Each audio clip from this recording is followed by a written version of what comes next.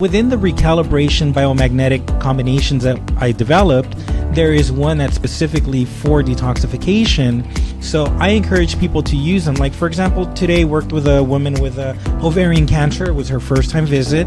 And there's always that question, what do I do? And in terms of instruction is you go home and why don't you, in the meanwhile, put these magnets on here so it stimulates the detoxification process.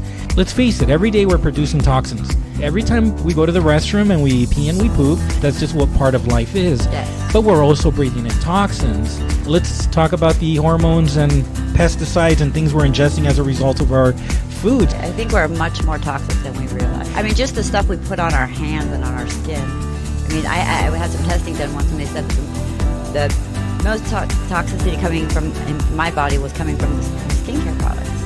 Yeah, and then deodorant. And then, well, think about it too. And then women, we use not just one product, but we use like 15 products. And those products are not necessarily all from the same, maker, not meant to like work together. So then you got all these chemical reactions going on. It's interesting. I work with a couple professional athletes, but one of them was telling me how he was feeling a little off, like just something's off, in his brain. And athletes are in tune. They know what's up.